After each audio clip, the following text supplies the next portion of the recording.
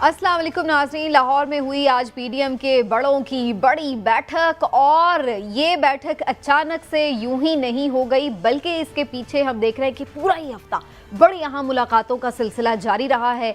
शहबाज शरीफ साहब MQM से भी मिले हैं, काफ लीग से भी मिलने वाले हैं, शुनीद है, और इसके साथ साथ ये भी खबरें हैं कि उनके हो सकता है कि PTI के जहांगीर तरीन साहब से भी कोई मुलाकात हो जाए या राब्ते हो। लेकिन बहरहाल ये वो हिस्सा है जो अभी हुआ नहीं है, लेकिन जो मुलाकातें हो चुकी हैं जिसमें जरदारी साहब से भी उनकी मुलाकात गुज़श्ता हफ्ते हुई, फिर बिलावल भुट्टो साहब भी उस मुलाकात में थे, और उसके बाद फिर हुकूमत के इत्तिहादियों से मुलाकात, ये बड़ी इंपॉर्टेंट मुलाकातें हैं।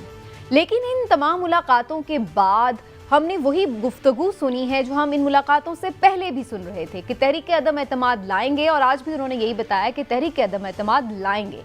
कब लाएंगे कोई डेट अनाउंस नहीं हुई, और ना ही इस सिलसिले में कोई हिकमत अमली बताई गई है कि कौन इनके साथ है और कौन इनके साथ नहीं है। तो क्या ये एज्यूम कर लिया जाए कि जो मुलाकातें हुई वहाँ से कोई पॉजिटिव रिस्पॉन्स नहीं मिला, या फिर अभी गू-मगू का शिकार है सारी अलायंसेस भी और इसके साथ साथ मुत्तहिदा अपोजिशन भी।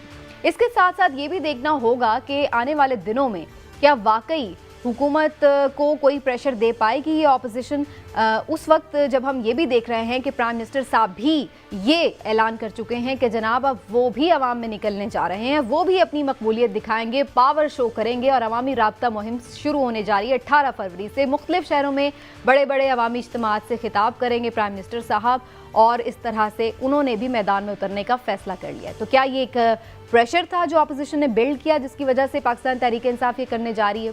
पाकिस्तान तहरीक इंसाफ सिर्फ ऐवान से बाहर ही नहीं बल्कि अंदर भी सोच रही है कि टफ टाइम दे अपोजिशन को, और इसके लिए ये भी तय किया जा रहा है कि जनाब अपोजिशन लीडर को बिल्कुल बोलने की इजाज़त नहीं दी जाए ऐवान में, और इसके साथ साथ ये भी करारदाद पेश की जाए कि उनके जो केसेस की तमाम ट्रायल होता है उसको बराह रास्त नशर भी किया जाए। तो क्या ये एक अच्छा आगाज़ होगा? ऐसा होना चाहिए नहीं? ये और इससे जुड़ी बहुत सारी चीज़ें, इससे यही जाहिर हो रहा है कि आने वाले दिनों में सियासी गर्मा गर्मी बढ़ते जा रही है। बहरहाल जनाब, इस हवाले से अब हम गुफ्तगू करते हैं और देखते हैं कि आने वाले दिनों में क्या हो सकता है। लेकिन जैसा कि मैंने अभी आपको बताया कि MQM ने तो ये कह दिया, क्यों लीग क्या कहती है इसके हवाले से, कामिल अली आगा साहब का एक बड़ा इंपॉर्टेंट नुक्ता नज़र है, वो आपको सुनवा दें। मैं हमेशा ये बात करता हूँ कि हम इमरान खान के इत्तेहादी नहीं हैं, हम रियासत के इत्तेहादी हैं, और हमारी जमात रिलायबिलिटी के लिहाज से सबसे मुअक्कर क़यादत और जमात है। तो जनाब ये आपने सुना है, वो कह रहे हैं हम रियासत के साथ हैं, तो इशारों की जो बातें होती हैं उसके हवाले से उनका गुफ्तगू। लेकिन इमरान साहब, इससे पहले कि मैं आपकी तरफ आऊँ, अगर आप मुझे इजाज़त दें तो हमारे जो सीनियर कॉरेस्पॉन्डेंट हैं जावेद फारूकी साहब, उन्होंने आज PDM का इजलास जो है वो कवर भी किया, उनकी गुफ्तगू भी सुनी। मैं चाह रही हूँ कि थोड़ा सा उनसे इंसाइट भी लें कि आखिर इजलास में क्या कुछ होता रहा और बॉडी लैंग्वेज क्या थी, और उसके बाद फिर आगे बढ़ेंगे और आपका तज्जिया भी लेंगे। जावेद फारूकी साहब, बहुत शुक्रिया आपका। और सबसे पहले तो मुझे ये बता दीजिए कि आप दिन भर यहाँ मौजूद रहे, कैसा माहौल आपने देखा? क्या आपको उनके माहौल से, बॉडी लैंग्वेज से ये कोई असर मिल रहा है कि वाकई ये जमातें कुछ करने जा रही हैं, या फिर कुछ मायूसी नजर आई? जी बहुत शुक्रिया सबीना। सबसे पहले तो ये कि ये एक सरबराही इजलास था PDM का, और जब ये इजलास शुरू हुआ है और इसका जो अंदाज है इजलास का, मुझे तो वो ही उसको इतना इम्प्रेसिव नहीं लगा। यानी इसमें किसी भी मौके पर सरबराही इजलास वाली वो जो उसका एक वेट होता है जो बनता है वो नज़र नहीं आया। यानी मौलाना यहाँ आ गए जो PDM के सरबराह हैं, और शहबाज शरीफ साहब के घर आ गए, जैसे एक आम खाने पे जो मौलाना कभी कभार आते हैं, वहीं पर बैठकर उन्होंने वीडियो लिंक पर सरबराही इजलास फड़का दिया। तो इस सरबराही इजलास के अंदर जो एजेंडा था वो वही था जो इससे पहले जनाब शहबाज शरीफ और आसिफ अली जरदारी साहब की मुलाकात के दरमियान एक चीज़ तय हुई थी कि हुकूमत के खिलाफ तहरीक अदम एतमाद लाई जाए, और उसमें यह तय हुआ था कि मुस्लिम लीग नून ने ये कहा था कि हम चूँकि एक अलायंस में शरीक हैं जो PDM है, तो हम ये मामला जो है वो PDM में लेके जाते हैं और PDM से इसे वेट करवाएंगे और उन्हें कायल करेंगे कि हम सब यकसू होकर ये अदम एतमाद की जो तहरीक है उसकी तरफ जाया जाए। तो आज उसी सिलसिले में ये इजलास था, और इस इजलास के अंदर जनाब शहबाज शरीफ ने जो है वो ये सारी जो तफसीलात जो थी, जो आसिफ अली जरदारी के साथ मुलाकात की, वो तफसीलात रखी, और इसके अंदर तहरीक अदम एतमाद के हवाले से उन्होंने अपना नया नुक्ता नज़र जो कि अब जो मुस्लिम लीग नून कायल हुई है और उस पर बल्कि वो एक सुर्खेल बनकर चली है, वो इस तहरीक को लेकर आगे कि अब वो मियां शहबाज शरीफ इसके अंदर बहुत ज़्यादा एक्टिव हैं, तो उन्होंने मौलाना को भी कायल किया और बताया और उन्हें अपनी तमाम होमवर्क जो है उनके सामने रखा कि हमारे पास ये अददी पोजीशन है और हम जो है वो तहरीक अदम एतमाद की तरफ जाना चाहते हैं। और अंदर की खबर क्या है, पूरे नंबर ये है कि फारूकी साहब? देखिए, दो चीज़ें हैं जो पीडीएम के जो अपोजिशन के पेश नज़र हैं। नंबर वन ये कि इत्तेहादी जमातें जो मुस्लिम लीग काफ है, जो एमक्यूएम है, इसके अलावा बाप पार्टी है और एक और इनकी अलायंस है जिसका, और ये 4 पार्टीज हैं जिनके साथ उनका अलायंस है और इसकी टोटल जो है नंबर जो है 20 के करीब बनता है। ये 20 नंबर्स मिलाकर हुकूमत की तकरीबन कुछ 14 सीटों की अक्सरियत बनती है हाउस के अंदर। इनका पहला टारगेट ये है कि ये अलाइज जो हैं ये हुकूमत को किसी तरह से छोड़ें। एक जीडीए जिसका नाम है भूल गया, तो ये अलाइज अगर छोड़ते हैं, ये अगर स्विच कर जाते हैं, 20 सीटें इधर आ जाती हैं अपोजिशन की तरफ, तो हुकूमत की अक्सरियत खत्म हो जाती है और इस तरह से तहरीक अदम एतमाद नाकाम हो जाती है। तो अलाइज के साथ जो है, एक तो ये एजेंडा आइटम ये थी कि अलाइज के साथ जो है वो राब्ते किए जाएं और उन्हें कायल किया जाए। अब मालूम नहीं कि इन्हें अभी तक जो वजाहिर जो देखने में आया है वो मुस्लिम लीग काफ की तरफ से तो कोई इतनी खास उन्हें रिस्पांस नहीं मिला। इसी तरह से एमक्यूएम और बाप पार्टी की तरफ से भी उतना हौसला अफजा रिस्पांस नहीं है जितना इनका दावा था। इसके साथ साथ उनका एक दूसरी तरफ भी एक उनका जो है वो फोकस किया हुआ उन्होंने, जो इसके अलावा जो अरेंजमेंट है वो ये है कि तहरीक इंसाफ के अंदर उनका ये दावा है, मुस्लिम लीग नून का और पीपल्स पार्टी का, कि उनके पास तहरीक इंसाफ के अंदर कोई 18-20 के करीब अरकान हैं जिनकी उन्हें हिमायत हासिल है।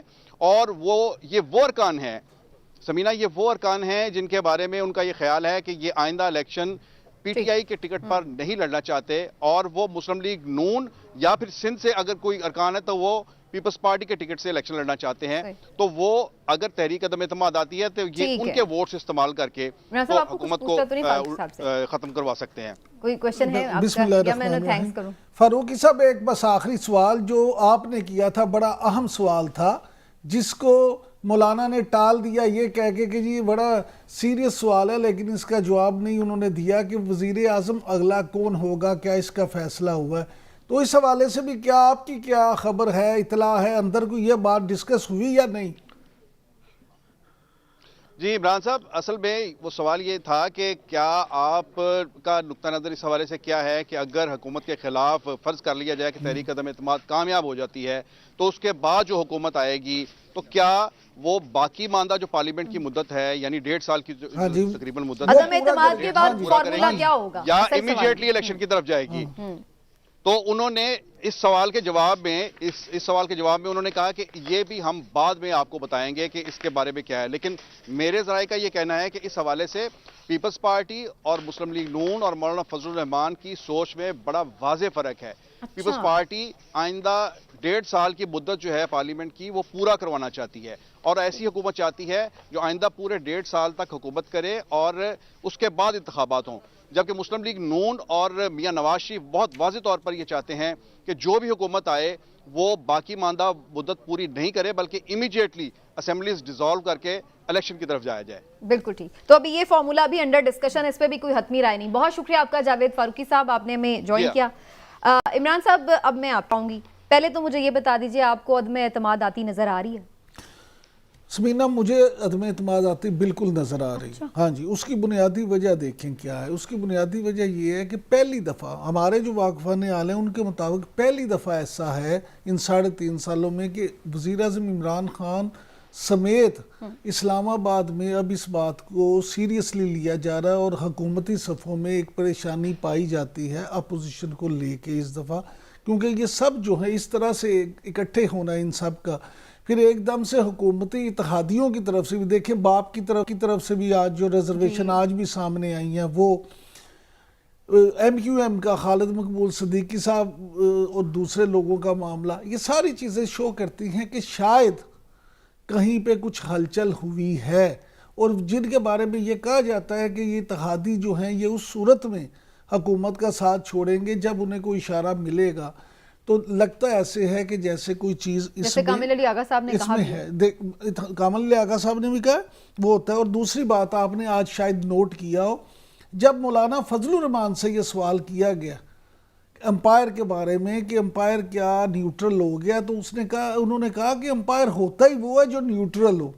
तो इसका मामला ये है कि अब मुझे ऐसा महसूस होता है कि शायद अंपायर की तरफ से इन्हें किसी बात का कोई इशारा मिल गया है, क्योंकि अगर आप आज मियाँ शहबाज शरीफ, मरियम नवाज या हमजा शहबाज के चेहरे देखें जब ये मीडिया टॉक कर रहे थे, तो उसमें आपको वो बड़े मुतमिन नज़र आ रहे थे। पहले आपको देखें कि मौलाना मियाँ शहबाज शरीफ की पॉलिसी बिल्कुल डिफरेंट थी, लेकिन ये मामला जो जावेद फ़ारूकी साहब ने कहा है कि हुकूमत 1.5 साल तक अब मज़ीद ये चलाएंगे या फौरी इलेक्शन, इस पे मुस्लिम लीग नून यही चाहती है कि फौरी इलेक्शन हो जाएं, यानी 3 महीने में इस तरह का मामला हो जाए।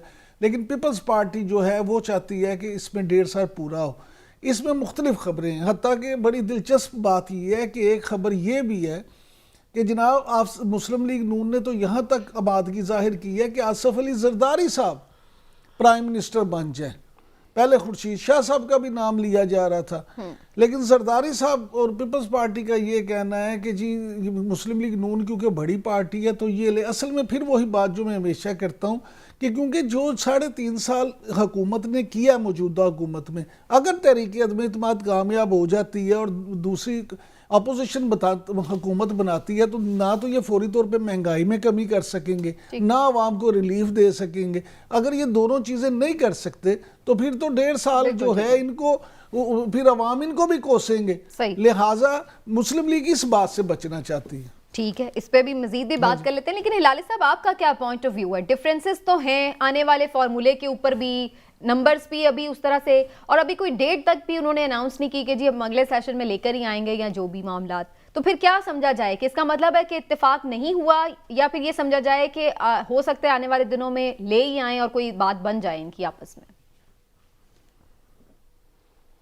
देखिए, पहली बात तो ये है कि इन्होंने खुद और ये काफ लीग ने एडमिट किया है कि ये हैं साथी रियासत के, ये नहीं है साथी इमरान खान के।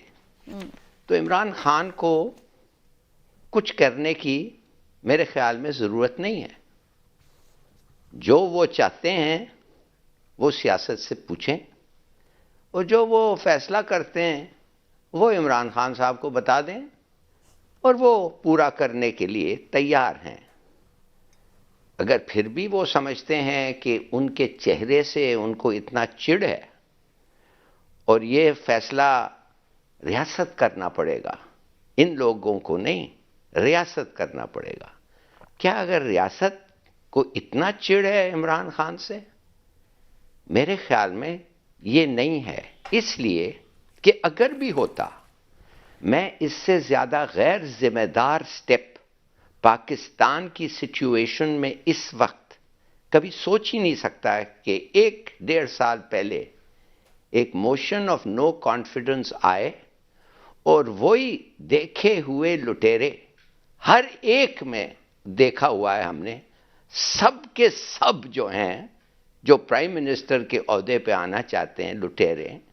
तो ये मतलब क्या है उनको कि वो कहें कि हाँ हाँ ठीक ही है, इसको निकालो। देखिए, 2-4 चीज़ें में आप सोचिए, नेशनली और इंटरनेशनली। नेशनली मैं कहता हूँ कि कीमतें 4 कमोडिटीज़ के जो कंज्यूमर आइटम्स हैं वो थोड़े से कम हुए हैं, 20 के उतने ही हैं। मगर अब एक विज़िट है जो आना है रूस को, उसके बाद एक और विज़िट है जो आना है चीन को। इन दोनों विज़िट से अच्छी खबर आने का इम्कान है। They are big projects. CPEC 2 बहुत बड़ा है, गैस पाइपलाइन बहुत बड़ा है, जिनके साथ ये गवर्नमेंट्स निगोशिएट करते हैं। क्या आप समझते हैं कि वो उसके साथ निगोशिएट करने के चाहेंगे जो उनका सफ़ीर इधर बैठा हुआ कहता है कि ये तो गया और वो फिर लुटेरे आएंगे, उनके लिए तैयार रहो? तो इसको जाने का फ़ायदा क्या है? वो कहेंगे फिर हम उनसे बात करेंगे जो पाकिस्तान को रूल करने वाले 1.5 साल, फिर 1.5 साल के बाद कुछ और होगा, कोई और आएगा। You know, it makes no sense. मैं समझता हूं इतनी गैर जिम्मेदारी इस ऑपोजिशन मैंने तो देखा ही, सोच ही नहीं सकता कि ये आया। तो इसलिए मैं कहता हूं ये हार जाएंगे, जैसे इन्होंने हर वोट हारा है एक्सेप्ट फॉर जिलानी साहब का वोट, और वो उन्होंने हारा नहीं, वो खरीदा उन्होंने। तो मैं ये कहता हूं ये गीदड़ भपकी हैं, ये इनको मेरे ख्याल में कभी कामयाब नहीं होगी। और अगर भी मिसाल के तौर पे 4-5 सीट्स इधर से उधर चले जाएं, फिर भी अक्सरियत होगी। और नॉट फॉरगेट अख्तर मेंगल भी है जिसके पास 5 सीट्स है, उसके साथ हुकूमत इन कांटेक्ट में है। तो 4-5 सीट्स इधर उधर हो तो बड़ा फर्क नहीं होगा। मगर वो सब चीज छोड़ दें, मैं समझता हूं रियासत के लिए लॉन्ग टर्म व्यू के लिए इतनी इररिस्पॉन्सिबल एक्शन होगा नहीं कि इनको आप गो अहेड दे दें कि चलो करो जो तुम करना चाहते हो। लेकिन इलाही साहब, जो इनके एलाइज हैं, आमतौर पर जो एलाइज हैं उनके बारे में यही कहा जाता है कि वो उसी वक्त कोई मुलाकातें इधर उधर करते हैं या इस तरह की रिजर्वेशंस का इजहार करना शुरू करते हैं जब उन्हें कोई रियासत की तरफ से इशारा मिलता है, और वो खुद कह चुके हैं कि हम रियासत के साथ हैं। तो फिर अब क्या समझा जाए कि उन्हें कोई इशारा मिल गया है जो वो मुलाकातें कर रहे हैं? अब ये देखिए ना, एमक्यूएम भी आके शहबाज शरीफ से मिली है, अब सुना यही है कि शहबाज शरीफ साहब काफ लीग से भी मिलने जा रहे हैं, चौधरी बिरादरान से। तो फिर ये मुलाकातें क्यों हो रही हैं? देखिए किधर ना किधर आप देखेंगे जब ये वोट ऑफ नो कॉन्फिडेंस फिर हार जाएंगे, यही लोग आके कहेंगे फोन कॉल आ गए, फोन कॉल आ गए।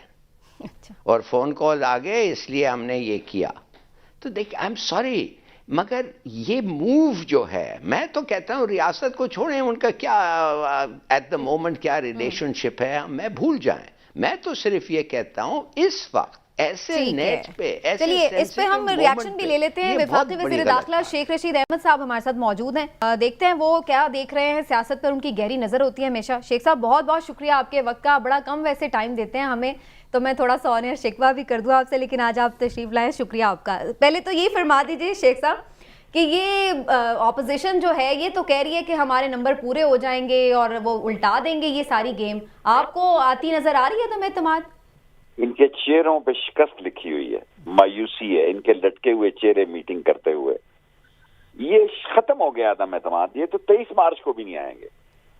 ये अदम एतमाद जो है इनके, उनको पता है इनके अपने आदमी पूरे नहीं। ये तो कहते रहे कि पीटीआई के 22 बंदे हैं, अब आप इत्तेहादियों की तरफ जाएंगे और कितनी दफा उनसे खैरात मांगने जाओगे?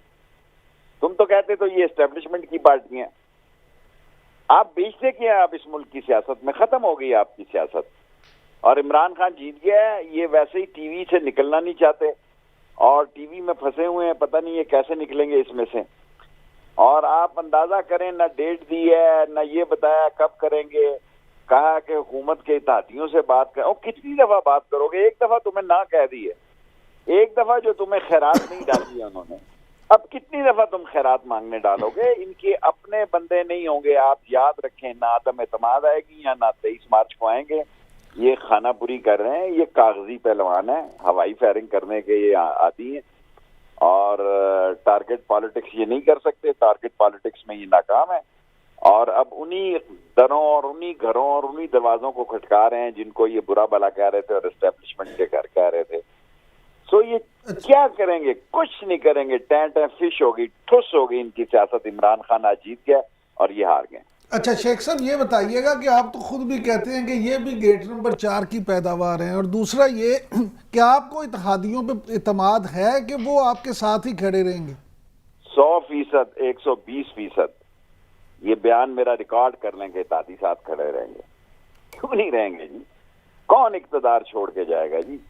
इस मुल्क में इक़्तिदार की सियासत है, ये धक्के खाने की सियासत है। धक्के खा रहे हैं 3.5 पौने 4 साल हो गए। पिछले दिसंबर को इन्होंने कहा था ये बस 30 दिसंबर को नहीं होंगे, कल इन्होंने कहा कि ये नहीं होंगे। आज फैसला करें ना, लाएं अदम एतमाद। अगर इनमें दमखम है, इनकी सियासत ही खत्म हो जाएगी। जिस दिन ये अदम एतमाद लाए इस मुल्क से, इनकी सियासत खत्म हो जाएगी। अच्छा, लेकिन शेख साहब ये फरमाइएगा, लोग तो कहते हैं ये मुलाकातें, ये इत्तेहादियों की ऑपोजिशन से मुलाकातें ही उस वक्त होती हैं जब कहीं से इशारा मिल जाता है, तो फिर ये मुलाकातें कैसे हो रही हैं? ऐसे ही बातें हैं, इशारों के जमाने चले गए, मोबाइल फोन आ गए हैं अब।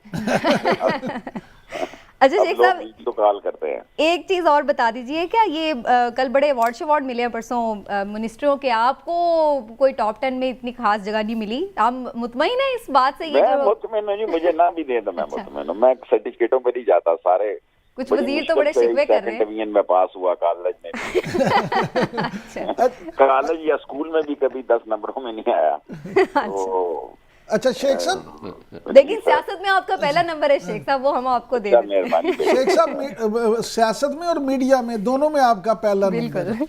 अच्छा मुझे ये जी पूछिए। शेख साहब ये बताइएगा कि अभी जो फवाद चौधरी साहब ने चैलेंज दिया है अपोजिशन को, तो क्या आप समझते हैं कि हुकूमत को इस तरह का भी काम कर सकती है कि उनके अदम इत्मीनाद से पहले खुद इत्मीनाद का वोट लेने का प्राइम मिनिस्टर फैसला कर लें और ऐसा कोई काम हो जाए?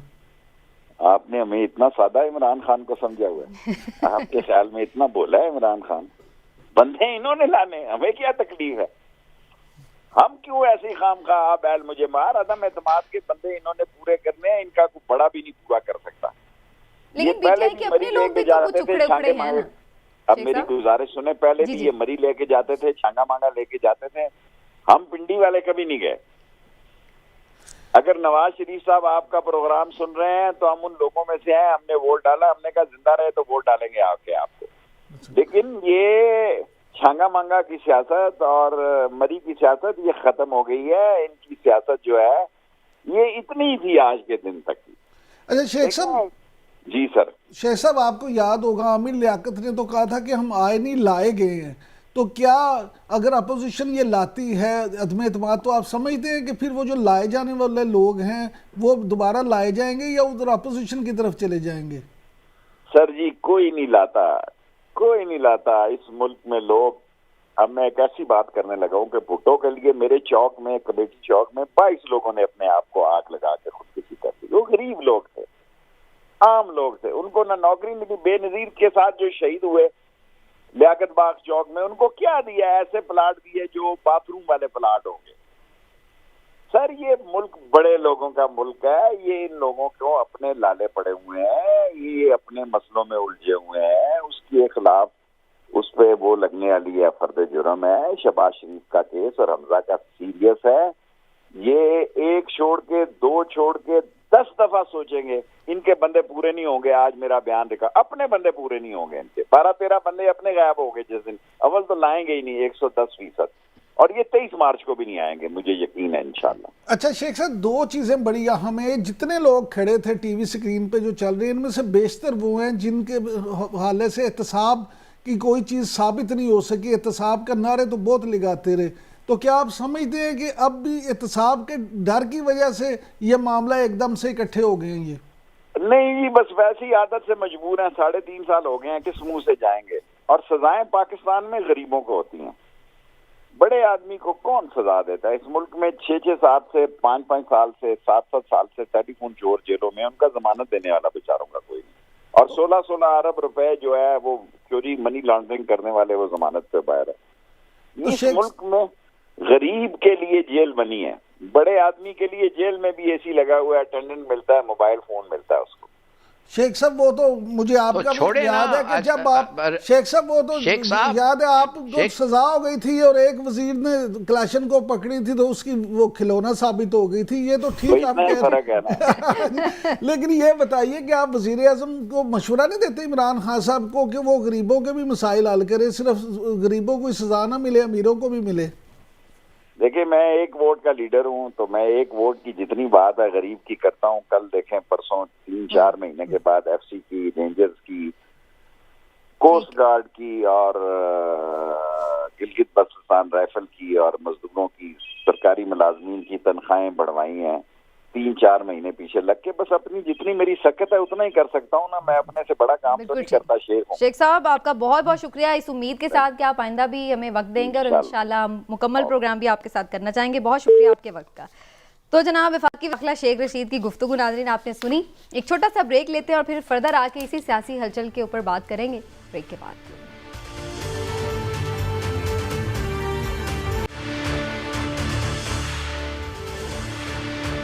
सियासी हलचल में आने वाले दिनों में क्या होने वाला है यही जानने की कोशिश कर रहे हैं। इमरान साहब, हुकूमत तो बड़ी मुतमईन है, आपने सुन भी लिया। शेख साहब भी बड़ा वो कह रहे हैं सब कुछ खत्म हो गया है, लेकिन आइंदा आने वाले दिनों में शहबाज शरीफ साहब की चौधरी बरादरान से मुलाकात है, चौधरी बरादरान से आप भी राब्ते में रहते हैं। क्या माइंड सेट है उनका? आपको लगता है कि जो शेख साहब का कॉन्फिडेंस है सही है? समीना देखें, चौधरी बरदरान जो है ना, एक बात तो तय है कि बड़े वज़ादार आदमी हैं, लेकिन चौधरी बरदरान हमेशा फिर वही कामल अली आगा साहब ने जो कहा है कि वो हमेशा रियासत की सियासत करते हैं। अब रियासत के मफाद में अगर उन्हें ये नज़र आया कि मियाँ शहबाज शरीफ से हाथ मिलाना है तो वो ज़रूर हाथ मिला लेंगे। उनका कौन सा हाथ जलता है हाथ मिलाते हुए? लेकिन बड़ा इनके दरमियान टसल हाँ जी, तरीके की बहुत पुराने। लेकिन आप एक बात को समझें कि इनका ताल्लुक भी बढ़ा रहा है।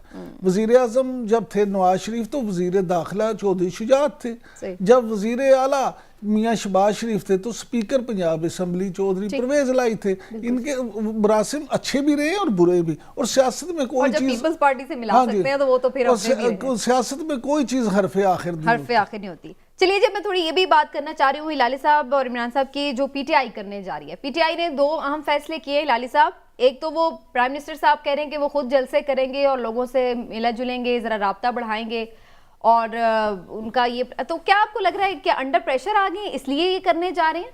क्या इसका मकसद हो सकता है और क्या फायदा? हाँ, एक तरीके से अंडर प्रेशर तो ज़रूर है, इसलिए कि ऑपोजिशन एक्टिव हो गई है, मिल रहे हैं, बात कर रहे हैं, नो कॉन्फिडेंस मोशन को मूव करने की कोशिश कर रहे हैं। तो जाहिर है प्राइम मिनिस्टर को भी कुछ करना होगा और उसको बताना होगा, आवाम से राब्ता फिर करना पड़ेगा और लोगों को बताना चाहेगा कि देखो मुझे सुनने के लिए कितने लोग आते हैं और देखो मेरे जलसे में कितने लोग हैं। That's very natural. मैं एक चीज़ कहना चाहता हूँ, शेख रशीद साहब ने जो बातें की हैं, मेरे ख्याल में ज़्यादा गवर्नमेंट को कॉन्फिडेंस आना चाहिए कि इंटीरियर मिनिस्टर जो होता है किसी मुल्क का, उसको इतने कॉन्फिडेंटली कहना कि ये लोग नहीं आएंगे और नहीं कर सकेंगे, ये एक सिग्निफिकेंट चीज़ है। क्यों, मैं आपको बताता हूँ।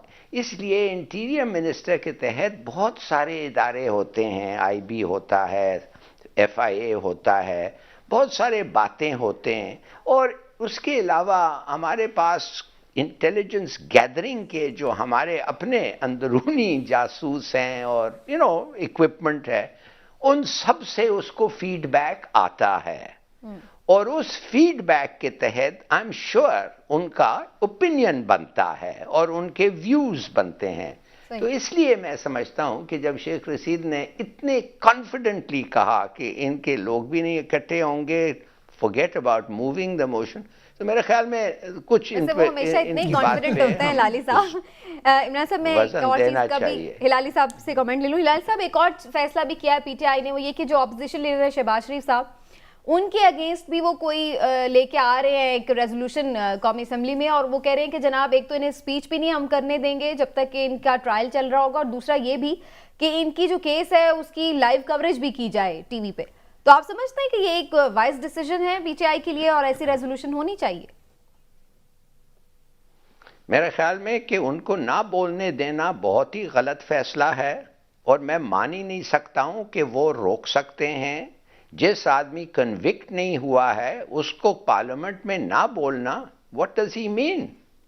ये प्राइम मिनिस्टर के पास ऐसे इख्तियार बिल्कुल नहीं है, और अगर उन्होंने ये कहा है, मुझे नहीं पता क्यों कहा, मगर दूसरी बात जो उन्होंने कहा कि हम डे टू डे ट्रायल का कवरेज देना चाहते हैं, मेरे ख्याल में ये एक वक्त आ गया है कि हमारे कोर्ट्स को भी पता चले कि लोग इंटरेस्टेड हैं, और अगर आप टेलीवाइज करें ऐसे मेजर ट्रायल्स को तो होपफुली पब्लिक भी खुश होगी कि भाई justice is seen to be done, हम देख रहे हैं इंसाफ हो रहा है, उसको भी वक्त मिल रहा है, उसके लॉयर को भी वक्त मिल रहा है। ऐसी कोई बात नहीं है कि इसको पकड़ के उन्होंने कहा कि सजा दे दो, सजा दे दो, जैसे लोग कहते हैं कि कभी कभी होता है। तो इट्स वेरी गुड, और क्या हर्ज है। और मेरे ख्याल में अगर वो कन्विक्ट होते हैं तो फिर उसका जो शर्म है वो भी मेरे ख्याल में कम्युनिकेट होना चाहिए हमारे अवाम को, इसलिए करप्शन अच्छी चीज नहीं है। अच्छा, शेम तो कम से कम होना चाहिए। इमरान साहब, आपका क्या ख्याल है? एक तो प्राइम मिनिस्टर साहब का जलसों करने का फैसला, और फिर दूसरा ये रेजोल्यूशन की बात हो रही है। देखें, दो चीज़ें देख लें आप। सबसे पहली बात तो ये है कि मैं समझता हूँ कि तहरीक अदम इत्माद जो है ऑपोजिशन उसको लंबा नहीं करेगी, 1 से 2 हफ्ते में वो पेश कर देंगे। उसकी बुनियादी वजह ये है कि अगर वो ज़्यादा लंबा करेंगे, ज़्यादा खींचेंगे तो हुकूमत को भी मौका मिलेगा और चीज़ भी जो है ना वो उस तरह से वो नहीं होगी। वो कहते हैं ना, लोहा गर्म हो तो वो थोड़ा ज़्यादा काम करता है। इस वक्त मुझे ये लगता है कि ज़्यादा देर नहीं लगेगी। अब आ जाता हूँ आपके उस सवाल की तरफ। देखें, आप क्या समझती हैं कि ये शहबाज शरीफ को रोकेंगे, किस तरह से रोकेंगे? आइन के तहत जो इंसानी हकूक़ का बुनियादी आपका चैप्टर है, उसमें आप किसी की भी आज़ादी इस तरह से सलब नहीं कर सकते। लिहाजा मैं नहीं समझता कि हुकूमत ऐसा कोई काम कर सके। अगर ये कर भी दें, समझे कि करारदाद पास भी हो जाए कौमी असम्बली से, शहबाज शरीफ अदालत में जाएंगे, अदालत उड़ा के रख देगी। इसलिए ये अगर करेंगे तो अपने लिए खुद ही इस पे भी इन पे तनकीद आएगी।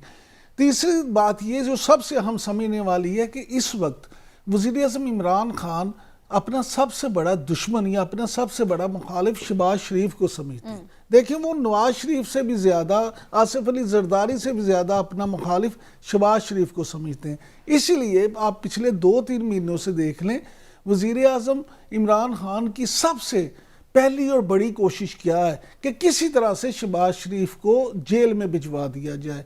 शहबाज, अब देखिए फर्द जुर्म का जो मामला है उस पर भी किस तरह से वफाकी वज़रा सब कह रहे हैं जी फर्द जुर्म आ जाएगी, ये हो जाएगा, वो हो जाएगा। मामला ये समझे इसकी संगीनी को। शहबाज शरीफ एक ऐसा किरदार है जिसको वज़ीर आज़म इमरान खान को भी अच्छी तरह पता है कि अगर अपोजिशन में ताकतवर हलकों के साथ कि सॉफ्ट कार्नर किसी के हवाले से कोई पैदा हो सकता है या बेहतर राब्ता रखता है या जिसको वो डूअर समझते हैं, तो वो मियाँ शहबाज शरीफ है। इसलिए इमरान खान की पूरी ये कोशिश है कि वो शहबाज शरीफ को किसी भी तरीके से करप्ट साबित कर सकें, लेकिन अभी तक वो कर नहीं पाए। अब ये मामला जो है ना उससे जुड़ा हुआ है। अब हुकूमत इस पे क्या स्ट्रेटजी करती है, किस तरह से करती है, उसमें मैं ये समझता हूँ कि हुकूमत जितना इस पे ज़्यादा जाएगी उतना शहबाज शरीफ को पॉलिटिकली उसका फ़ायदा होगा। सही, वो उनका प्रोफाइल और हाँ जी, होगा। अच्छा इमरान साहब, एक और चीज़ बड़ी इंपॉर्टेंट है, जहांगीर तरीन से भी सुनने में आ रहा है कि शहबाज शरीफ की मुलाकात हो सकती है आने वाले दिनों में। ज़रा के तवस्सुत से ये खबर है, लेकिन बहरहाल चूँकि जहांगीर तरीन साहब एक थोड़ा सा खफा तो हैं, PTI से एक फासले पर हैं। ऊँट तो नहीं मैं कहूँगी, उनका जहाज किस करवट बैठेगा? अच्छा, इसमें देखें, आज जब प्रेस मीडिया टॉक हुई ना PDM के इजलास के बाद, तो उसमें मौलाना फजलुर रहमान ने एक बात बड़ी क्लियर की थी कि हम तहरीक इंसाफ के लोगों से इंडिविजुअली राब्ता नहीं करेंगे, लेकिन ब्लॉक्स की सूरत में वो ज़रूर मिलेंगे। अब जहांगीर तरीन एक इंडिविजुअल नहीं है, उनके साथ 25-30 लोग हैं, पूरा एक ग्रुप है। लिहाजा मैं ये समझता हूँ कि जहांगीर तरीन जो है उनका पहले भी जब बतौर वज़ीर आला, जब वज़ीर आला थे शहबाज शरीफ, तो एक बड़ा अच्छा लाइज़ान था और उनके बड़े करीबी समझे जाते थे जहांगीर तरीन। तो इनका अगर आपस में कोई ये पैचअप हो सकता है, और बिल्कुल हो सकता है, इसमें कोई ऐसी बात नहीं है, ये आपस में मिल भी सकते हैं। लेकिन मैं आपको एक बात ज़रूर बता दूं कि जहांगीर तरीन चाहे शहबाज शरीफ को पसंद करते हो या नापसंद, चाहे इमरान खान को पसंद करते हो या नापसंद, एक बात समझ लें कि जहांगीर तरीन इशारे के बगैर कहीं नहीं जाएंगे। वो सिर्फ और सिर्फ इशारे पे जाएंगे।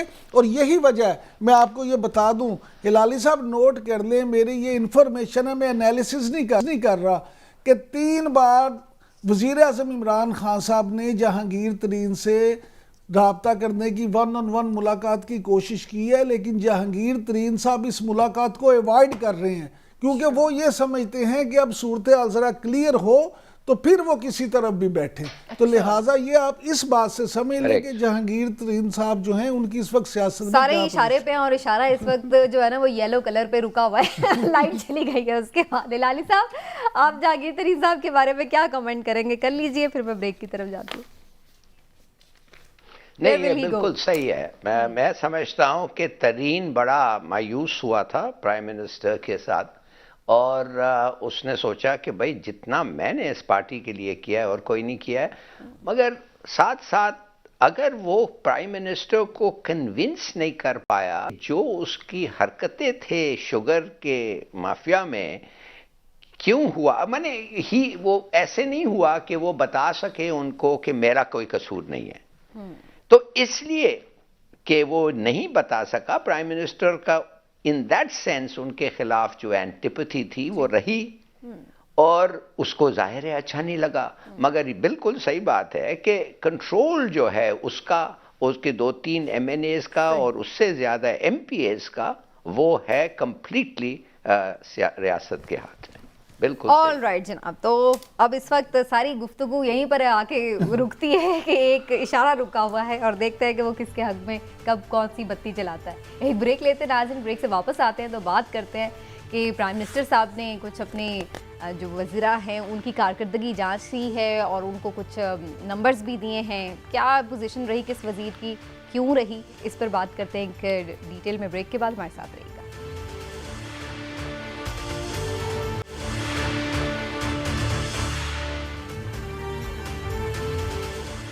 वेलकम बैक जी। वज़रा को नंबर्स दिए गए हैं। मुराद सईद साहब पहले नंबर पर आए हैं, दूसरे नंबर पर असद उमर साहब हैं और फिर इसी तरह ऑनवर्ड्स। लेकिन उसके बाद कुछ वज़रा नाराज़ भी हुए हैं। शाह महमूद कुरैशी साहब ने तो ख़त ही लिख डाला कि जनाब आपने मुझे क्यों इतना पीछे कर दिया है, मेरा तो नंबर आगे आना चाहिए था। और इसी तरह MQM ने भी शिकवा किया कि भाई ये क्या हो रहा है, किस मेरिट की बुनियाद पर ये सारा दिया गया। लेकिन बहरहाल ये एक तकरीब हुई जिसमें ये असनाद भी दी गई। लेकिन इसका क्राइटेरिया क्या था? जब इससे मुतालिक सवाल किया गया प्राइम मिनिस्टर साहब के स्पेशल असिस्टेंट थे शहजाद अरबाब साहब से, तो उन्होंने क्या जवाब दिया, कैसे जवाब दिया, उन्हें तो याद ही नहीं था कि ये किस बुनियाद पे हुआ है। लेकिन हिलाली साहब, व्हाट डू यू से, ये आइडिया वैसे कैसा है कि कुछ लोगों को नंबर्स दिए जाएं और सर्टिफिकेट्स दिए जाएं, सही नंबरिंग हुई है? देखिए, पहली बात है इसमें क्या ये बड़ा अच्छा आइडिया है कि आप हर मिनिस्ट्री को कह रहे हैं कि हम आपका परफॉर्मेंस इवैल्यूएट करना चाहते हैं और हम नहीं कर रहे हैं from the party point of view. हम एक एक्सपर्ट को बुलाया है, हम एक एक्सपर्ट को कहा है कि आप बताएं कैसे इवैल्यूएट करें, और उस एक्सपर्ट ने कहा है ये चीज़ें हम देखेंगे और इतने पॉइंट्स और मार्क्स उनके लिए हम रखेंगे। तो उन्होंने कहा होगा फाइन, एक एक्सपर्ट है भाई, ये पार्टी का आदमी नहीं है, ये किसी का भाई नहीं है, ये कोई बायस नहीं है इसमें, तो क्या खराबी है? इंसेंटिवाइजिंग एफिशिएंसी, इंक्रीजिंग कॉम्पिटिटिवनेस, इसमें क्या बुरी बात है? और ये शाह महमूद कुरैशी, मैं अपने लिए नहीं प्रोटेस्ट किया है, ये कह रहा है फॉरेन ऑफिस के बारे में, कहता है यार दिन रात हम काम करते हैं, तो तुम लोगों ने किस किस्म की इवैल्यूएशन की? मेरे जो टीम है उनको, नॉट पर्सनली, ये पर्सनली नहीं कह रहा, मेरा टीम जो है उनको आपने वो क्या इंपॉर्टेंस नहीं दिया है या जज नहीं किया है जैसे होना चाहिए। मगर एक चीज और मैं आपको बताना चाहता हूं, ये तो बड़ी अच्छी बात है ना कि इमरान ये कर सकता था, अगर नून करने के लिए निकलता ऐसी चीज पे, तो क्या प्राइम मिनिस्टर अपने भाई को कहता इवैल्यूएट करो उसको? क्या अपने समधी को करता फाइनेंस मिनिस्टर, उसको इवैल्यूएट करो? कि आप वो अपने पर्सनल वकील जो उसका अपॉइंटेड आदमी है, जो प्रेसिडेंट भी बन गया पाकिस्तान का, उसको कहता इवैल्यूएट करो? कि अपनी बेटी को कहता है जिसको उसने मीडिया चीफ बनाया, कि अपने भतीजे को कहता है जो डिप्टी प्राइम सारे उनके अपने लोग थे। बिल्कुल ठीक है, चलिए लाइसा वक्त कम है, मैं जरा इमरान साहब का भी कमेंट पीपीपी में नुसरत भुट्टो को आप करते? ठीक, ऑल राइट, कमाल है। किचन कैबिनेट में तो नहीं हो सकता, नहीं मैं क्यों हंसूंगी मैं किचन कैबिनेट में नहीं आप कर सकते, आपका पॉइंट ऑफ व्यू है। लेकिन कहा यह जा रहा है कि तरीकाकार ये था कि उनकी अपनी मिनिस्ट्रीज ने जो टारगेट सेट किए थे वो किस हद तक अचीव हुए, इसकी बुनियाद पर एवेल्युएशन की गई है। दुनिया में ये कहीं नहीं होता, किसी भी जमहूरी पार्लिमानी हुकूमत में ये नहीं होता। उसकी बुनियादी वजह ये नहीं है कि क्यों नहीं होता, इसलिए नहीं होता कि ये मुमकिन नहीं है। देखिए, कंपैरिजन होता है एप्पल टू एप्पल। हिलाली साहब खुद वजारत खारजा में रहे हैं, जो अभी ये शिकवा कर रहे थे शाह महमूद कुरैशी का, वजारत खारजा का मुकाबला आप किस तरह से वजारत खजाना से कर सकती हैं, या वजारत रेलवे का मुकाबला आप किस तरह से किसी और मिनिस्ट्री से कर सकते हैं? ये ऐसी चीजें जो पॉसिबल नहीं है। पूरी सुन ले, मैं आपको बता रहा हूँ ना, अब सुन ले, गुजारिश सिर्फ इतनी है, ये सिर्फ एक शो शाह था टीवी पे, एक अपनी वही जो एक तरीके इंसाफ की पॉलिसी है कि वो साफ चली शफाफ चली वाला मामला, कि हम बताएं कि हमने ये बड़ा काम किया, अमलन ये मुमकिन ही नहीं। और दूसरी बात ये, जो छठा नंबर आप दे रहे हैं कारकर्दगी के हवाले से खुसरो मुख्तियार साहब को, माशाल्लाह जितने स्कैंडल आए हैं उनमें देखें उनकी क्या कारकर्दगी थी।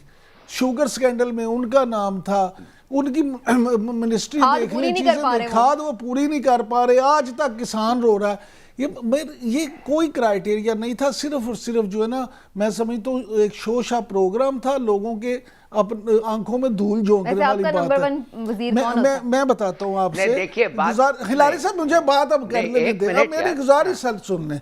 गुजारिश ये है, देखिए कमाल है। शेख रशीद साहब हैं या फवाद चौधरी साहब हैं या जितने भी हैं, अपने मैं ये नहीं कहता कि सारे मिनिस्टर बुरे हैं, लेकिन मैं ये कहता हूँ कि ये तरीक़ाकार गलत है। ठीक है, जी आपको लाली तरीका साहब क्या आप ठीक? बताएं। जी लाल साहब लास्ट मिनट शॉर्ट कमेंट। देखिए, सीधी सादी बात यह है कि कुछ चीजें हैं जो असेस हो नहीं सकता। डिफेंस मिनिस्ट्री को आप असेस कर ही नहीं सकते, फॉरेन ऑफिस को भी आप असेस कर नहीं सकते, आपको पता ही नहीं है एम्बसीज कैसे चलते हैं और ये वो, तो उनको तो निकल जाए। और ये शाह महमूद कुरैशी ने पता नहीं क्यों इतना ऑब्जेक्ट किया।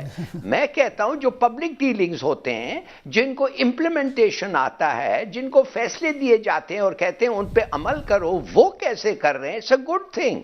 इसलिए तो ये पोस्ट ऑफिस और कम्युनिकेशंस पे इतना अच्छे मार्क्स मिले हैं एक आदमी को, वो इंप्लीमेंट कर रहा है चीजों को। सर, टाइम पे पहुंच रहे हैं, खत टाइम पे पूछ रहे हैं। वज़ीर आज़म सबसे ज्यादा तारीफें हमाद अजहर साहब की करते थे, कहाँ है हमाद अजहर साहब? हाँ, लेकिन खैर वैसे मुराद सईद की भी वो हमेशा करते रहे, लेकिन लोग बड़ा सवाल उठा रहे हैं कि फिर उन्हें चाइना क्यों नहीं गुड, लेके गए, अच्छी बात है ना, बायस नहीं है। चले जी, ठीक है जी, वक्त खत्म हो गया, आपकी लोगों की राय, लेकिन होपफुली तमाम वज़रा आवाम के लिए बेहतर काम कर सके। आज के प्रोग्राम से नाज़रीन इतना ही, इंशाल्लाह फिर मिलेंगे। अल्लाह हाफ़िज़।